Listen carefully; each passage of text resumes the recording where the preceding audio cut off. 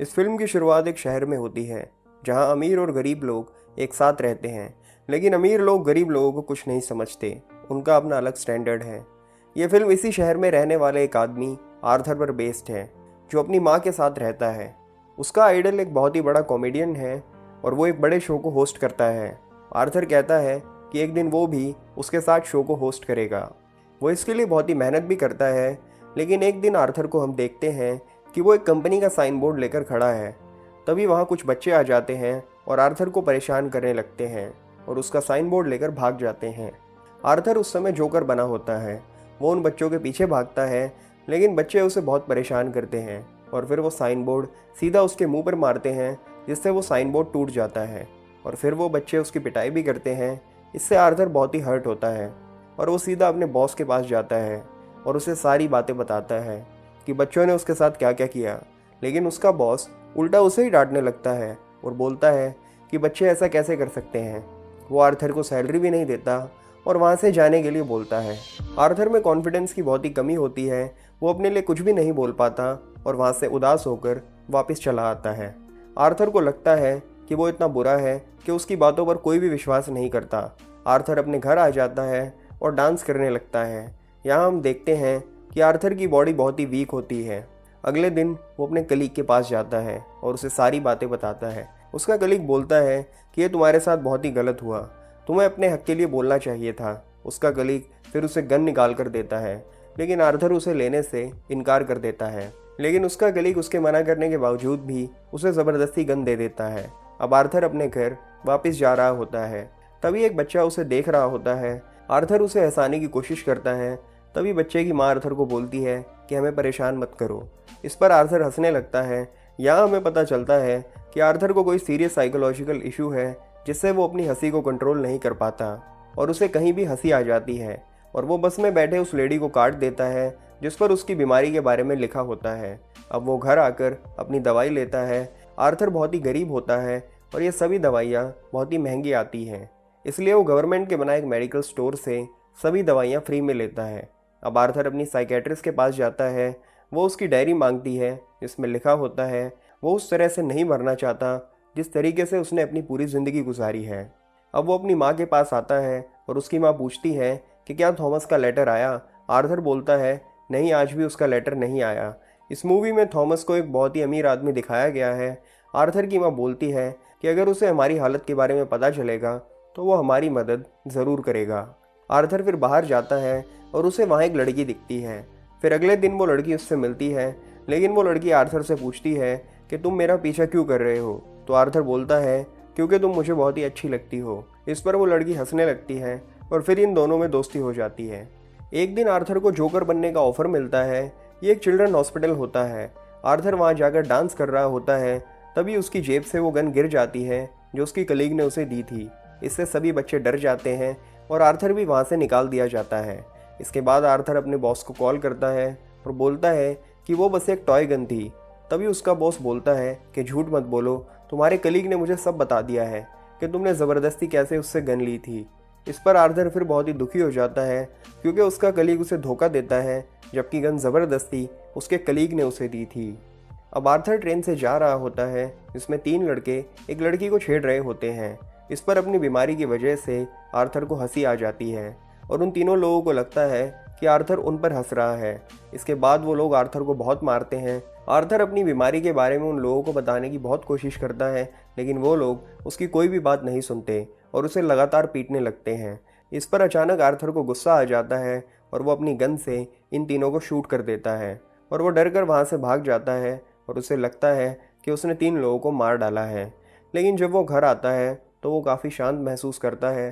TV पर देखता है कि थॉमस बोल रहा है कि जिन 3 लोगों का मर्डर हुआ है वो मेरे आदमी थे जिन्हें किसी जोकर ने मारा है। लेकिन यहाँ गरीब लोग उन तीनों की मौत पर जोकर का साथ दे रहे होते हैं क्योंकि उन्हें लगता है कि अमीर लोग गरीब लोगों को कुछ भी नहीं समझते, इसलिए वो जोकर बनकर पूरे शहर में स्ट्राइक करते हैं। अब आर्थर अपनी साइकेट्रिस्ट के पास जाता है। वो उसे बताती है कि आज हम आखिरी बार मिल रहे हैं क्योंकि गवर्नमेंट से हमें फंडिंग बंद हो गई है और अब मैं तुम्हारा फ्री में इलाज नहीं कर पाऊंगी। इससे वो बहुत ही दुखी हो जाता है और एक शो में जाता है, लेकिन वहाँ भी वो अपनी हंसी नहीं रोक पाता और फिर वो घर आ जाता है। आर्थर उस लेटर को पढ़ता है और अपनी माँ के पास वापस आता है और बोलता है कि आपने ऐसा क्यों किया।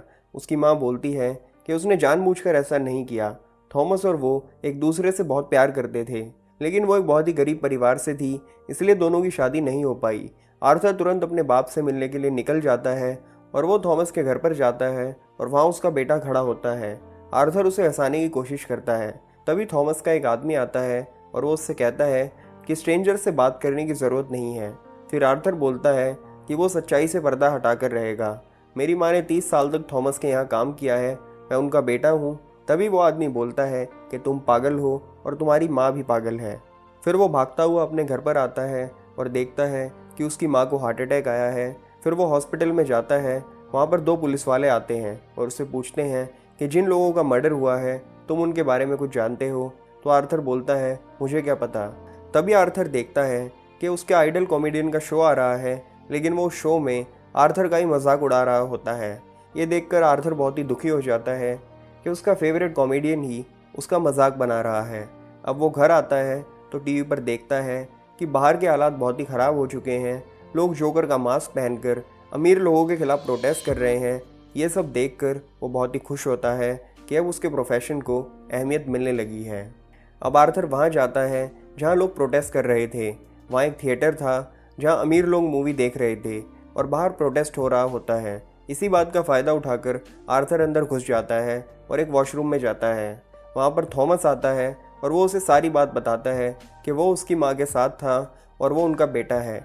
लेकिन थॉमस इस बात से इनकार करके आर्थर की नाक पर मुक्का मारकर चला जाता है, जिससे आर्थर की नाक से खून निकलने लगता है। और अब वो घर आता है तभी उसे पुलिस की कॉल आती है कि वो उस मर्डर के बारे में इन्वेस्टिगेशन करना चाहते हैं। तभी आर्थर के फेवरेट कॉमेडियन की कॉल आती है। वो उसे अपने शो पर बुलाता है, क्योंकि जब उसने अपने शो पर आर्थर की क्लिप चलाई थी तो उससे उसके शो की रेटिंग बहुत ज़्यादा बढ़ गई थी। अब आर्थर तैयार होकर शो पर जाने के लिए निकल जाता है। तभी आर्थर को रास्ते में थॉमस के आदमी की बात याद आती है कि उसकी माँ पागल है। वो हॉस्पिटल जाता है जहाँ वो फाइल में देखता है कि उसकी माँ के किसी के साथ रिलेशन थे और वो उसे फिजिकली अब्यूज़ करता था।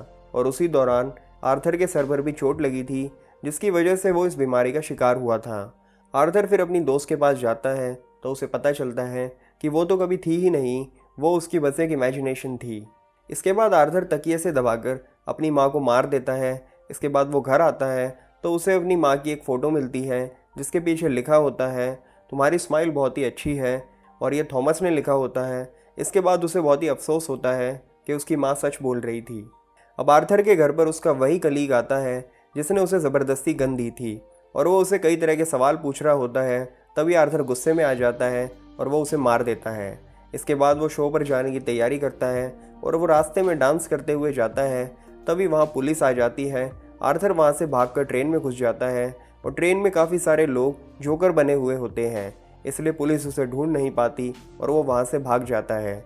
इसके बाद आर्थर शो पर जाता है और बोलता है कि आप लोगों से बस यही बोलना कि मैं नॉर्मल जोकर हूँ। इसके बाद शो शुरू होता है और उसका फेवरेट कॉमेडियन उससे सवाल पूछता है कि वो जोकर बनकर क्यों आया है। इस पर आर्थर बोलता है कि मुझे लोगों ने ऐसे ही पसंद किया है और इसलिए मुझे लगा कि मुझे ऐसे ही आना चाहिए। यहाँ पर वो उसे सारी बातें बता देता है कि उसी ने उन 3 लोगों को मारा था। और वो बोलता है मैं आपको ये सारी बातें इसलिए बता रहा हूँ क्योंकि आज तक कितने अमीर लोगों ने गरीब लोगों को मारा है, लेकिन किसी ने कुछ भी नहीं बोला। लेकिन मैंने जब कुछ अमीर लोगों को मारा तो सबने इस पर शोर मचाना शुरू कर दिया। क्या अमीर और गरीब लोग समान नहीं होते? सब लोग अपना फ़ायदा देखते हैं। वो बोलता है कि आज इस शो पर मुझे इसलिए बुलाया गया है क्योंकि मेरे आने से तुम्हारे शो की रेटिंग बढ़ती है। कॉमेडियन बोलता है नहीं, ऐसी कोई बात नहीं है। इस पर आर्थर को गुस्सा आ जाता है और वो गन से उस होस्ट को शूट कर देता है। तभी पुलिस वहाँ आ जाती है और वो आर्थर को गिरफ्तार कर लेती है। और जब वो उसे लेकर जा रही होती है तो रास्ते में सभी लोग उसे सपोर्ट कर रहे होते हैं। तभी एक एम्बुलेंस आती है।